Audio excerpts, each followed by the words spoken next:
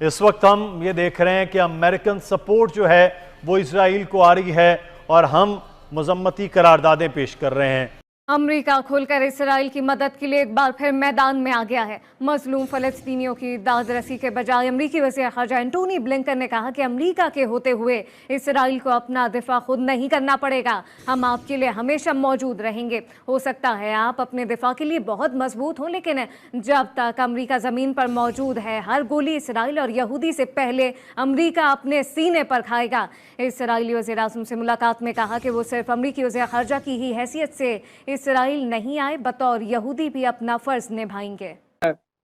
جس طرح وہ انسینڈری اور فاسفورس کیمیکل بام پھینک رہے ہیں اپنا غزہ کے اوپر، تو پورا دیکھیں بلاکیڈ کر دیا، پانی بھی بند، بجلی بھی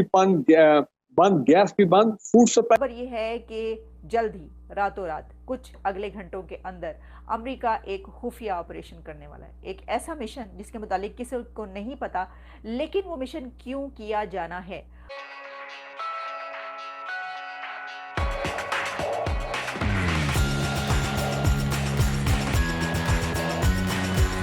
بھی بند، اور ایک قسم کا بالکل ان کے لیے یہ کہیں کہ کربلا بنا دیا انہوں نے۔ تو میں یہ سمجھتا ہوں کہ اس وقت صورتحال یہ ہے کہ او آئی سی وہ بالکل ان کا کوئی افیکٹونیس نظر نہیں آ رہی ہے۔ یونائٹڈ نیشن سیکورٹی کاؤنسل یا یونائٹڈ نیشن ریلیف ایجنسیز وہ بالکل بے بس رکھتی ہیں، اور مسلم ممالک کہہ تو رہے ہیں کہ سیز فائر کریں،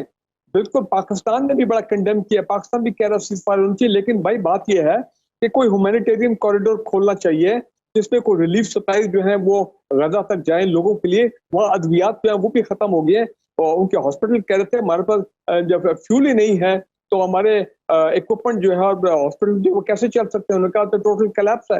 سو ایک ہیومینیٹیرین ڈیزاسٹر ہے جو اس وقت وہاں پہ چل رہا ہے، لیکن میں سمجھتا ہوں کہ ویسٹ کو یہ ہمیشہ یاد رکھا جائے گا کہ انہوں نے ایک بڑا امپورٹنٹ رول ادا کیا ہے، بڑے نیگیٹو رول ادا کیا اس بربریت کو سپورٹ کرنے میں، اور دو جنگی بیڑے امریکن بھیج تو رہے ہیں، لیکن میں سمجھتا ہوں کہ شرم آنی چاہیے۔ اقوام عالم کے کردار کی جو آپ بات کر رہے ہیں، اسی پر میں چاہوں گا نجم ثاقب صاحب کا بھی اس بارے میں ٹیک لیں۔ نجم ثاقب صاحب، عرب لیگ کا اجلاس ہوتا ہے اور اس میں بھی مذمت کی جاتی ہے، قرارداد منظور کر لی جاتی ہے۔ اقوام متحدہ کا ایک بند کمرہ اجلاس ہوا جس کا کوئی اعلامیہ، کوئی حتمی نتیجہ سامنے نہیں آ سکا، دوبارہ سے بلایا گیا ہے سیکیورٹی کونسل کا اجلاس۔ او آئی سی کا اس سلسلے میں جو ہے بالکل خاموشی ہے، وہ بھی اس پلیٹ فارم سے کچھ نہیں کیا جا رہا ہے۔ آپ کیا دیکھتے ہیں کردار ان تمام تر تنظیموں کا، اقوام عالم کا؟ دیکھیں، ایک چیز ہوتی ہے وشفل تھنکنگ، ہمارا دل کیا چاہتا ہے۔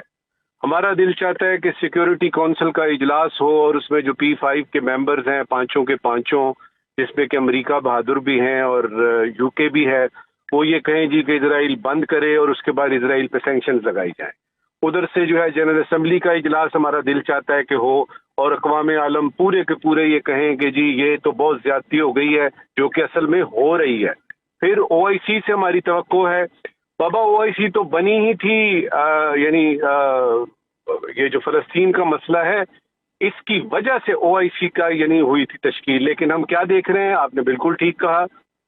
کہ بالکل خاموشی ہے ادھر سے، اور زیادہ سے زیادہ یہ ہوگا ایک ہنگامی اجلاس کر کے تو وہ کہیں گے جی کہ یہ کاغذ ہے، اس کو ذرا اخباروں میں دے دیجیے، الجزیرہ میں آ جائے کہ جی او آئی سی نے اسرائیل کو کنڈیم کیا ہے۔ ایسا یہ پتہ چل رہا ہے کہ ان کی جو ایجنسیز ہیں وہ یہ بتا رہی ہیں، لیکن ابھی حکومت اس کو شاید اس لیے نہیں مان رہی امریکہ کہ اگر یہ بات امریکہ کی طرف سے بھی سامنے آ گئی اور یہ تسلیم کر لیا گیا کہ ایران نے ایسا کیا ہے، تو پھر یہ لڑائی بہت زیادہ بڑھ جائے گی، کیونکہ ایران کہے گا ایسا نہیں ہے، جبکہ وہ کہیں گے کہ پروف سامنے رکھ دیں گے، ایویڈنس سامنے رکھ دیں گے، یہ کچھ ہوا تو جناب یہ آپ نے کیا ہے، تو پھر بات کہاں تک بڑھے گی؟ بات نکلے گی تو دور تلک جائے گی، دور تلک تو خیر جا ہی چکی ہے۔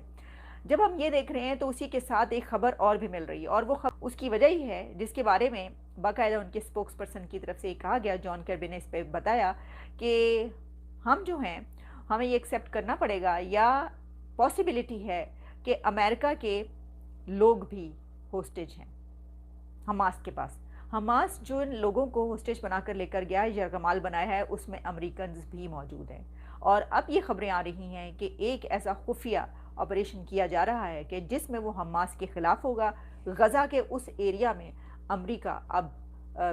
اسرائیل کے ساتھ مل کر یا اسرائیل کو یہ ذمہ داری سونپے گا، لیکن یہ سامنے آ رہا ہے کہ امریکہ جو ہے حماس اور اسرائیل اس جنگ کے نتیجے میں جو اس کے لوگ اب ہوسٹیج بنائے گئے ہیں ان کو واپس لائے گا، اور ان کو چھڑوایا کس طرح جائے گا، وہ ایک ایسا آپریشن کرنے کی تیاری ہو رہی ہے۔ تو دیکھیے جب یہ مشن کہاں تک پہنچے گا اور کتنا کامیاب ہوگا، اور کیا امریکی چھڑوائے جا سکیں گے اور ہوسٹیج جو ہے بنایا گیا ان کو چھڑوا لیا جائے گا، اور اس کے نتیجے میں کتنے حماس کے لوگ مارے جائیں گے، جو بھی ہوگا ہم آپ کے سامنے رکھیں گے۔ لیکن ابھی تک کی یہ بڑی خبر یہ ہے کہ planning secret commando operation to rescue American hostages. اسی کے ساتھ جو سیکٹری بلنکن ہے وہ اسرائیل پہنچ چکے ہیں۔ اسرائیل میں ان کی ملاقات نیتن یاہو کے ساتھ دوسری جتنے بھی ان کی اتھارٹیز ہیں ان کے ساتھ ہوگی، لیکن یہ ایک بڑا اہم دورہ اس لیے ہے کہ دیکھیے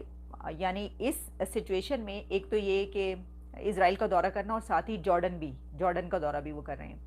تو وہ امریکہ جو ہے اس وقت کندھے سے کندھا ملا کر کھڑا ہے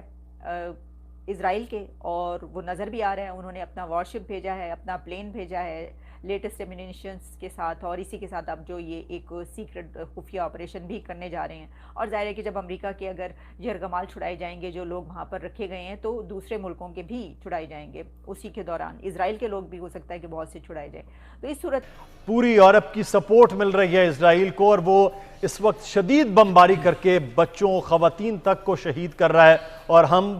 قراردادیں پیش کرتے نظر آ رہے ہیں۔ اس سے آگے کیا ہے؟ وہ اتنا بڑا عرب لیگ، اتنی بڑی OIC، مسلم ممالک، اور سچویشن سامنے کیوں؟ بات یہ ہے کہ جو کچھ ہو رہا ہے اس کو ہم گنتے ہیں 75-76 سال سے، یہ 103 سال سے ایسا ہو رہا ہے۔ جی، پہلی عالمی جنگ کے خاتمے کے ساتھ ہی منصوبہ یہ پہلے سے اس پر عمل درآمد ہونا شروع ہو گیا تھا، اور 1 مارچ 1920 کو 103 سال پہلے جو ہے فلسطین کو نشانہ بنانے کا عمل شروع ہو گیا تھا۔ خافا کے ہنگامے، اور اس کے بعد جو ہے یہاں بیت المقدس میں یروشلم میں جو چھریاں مارنے کی وارداتیں ہوئی تھیں، یہاں سے بڑے واقعات کا سلسلہ شروع ہوا تھا۔ یہ 1920 اور 1921 کے واقعات ہیں، 102 سال پہلے، 101 سال پہلے، 103 سال پہلے کے واقعات ہیں، اور یہ منصوبہ یہ تھا، خطہ جو ہے یہ فلسطین کا، اس خطے پر قبضہ کر کے ایک صہیونی حکومت قائم کرنے کا۔ یہ اسرائیلی حکومت نہیں ہے، یہ صہیونی حکومت ہے، اور زیونسٹ جو ہیں وہ ایک خاص عزائم کے ساتھ، خاص قسم کے عزائم کے ساتھ اس ملک پر آئے ہیں، اور عالمی سامراج نے پورے منصوبے کے ساتھ یہاں پر قبضہ کیا۔ وہ خلافت عثمانیہ کے ساتھ جو ہونا تھا وہ انہوں نے کیا، پھر جس طرح سے ٹکڑے ٹکڑے کیا گیا، پھر وہاں جو عرب نیشنلزم کا نام لیا گیا، ہم جس کو عرب لیگ اب بھی کہتے ہیں، تو اس عرب نیشنلزم نے کیا کیا ہے اب تک؟ کون سی ایسا کارنامہ انجام دیا ہم کہیں کہ جناب یہ کام تو انہوں نے کمال کا کیا تھا؟ اور پھر فلسطین کی لیڈرشپ جس کنسسٹنسی کے ساتھ، جس تسلسل کے ساتھ، جس جاں فشانی کے ساتھ، جس اپنی دھرتی کے ساتھ محبت کے ساتھ، اور اتنے طویل جنگ لڑی ہے، یہ نسلوں کی جنگ ہے۔ اس وقت جو ہے فلسطینیوں کی 5ویں 6ٹھی نسل جو ہے وہ اس جنگ کا سامنا کر رہی ہے، تباہی اور بربادی کا سامنا کر رہی ہے، جو عالمی سامراج کے سائے تلے یہ صہیونی حکومت جو ہے وہ بربریت کر رہی ہے، وہ وحشیانہ درندگی کا مظاہرہ کر ری ہے۔ یہ پہلا واقعہ نہیں ہے، اس سے پہلے کیا کیا کتنے بڑے واقعات ہوئے۔ غرب اردن میں جس طرح سے انہوں نے اپنی آباد کاری کی ہے، اس کا حساب کتاب لگائیں کہ کیا ہوا۔ پھر جارڈن میں، اپنا لبنان میں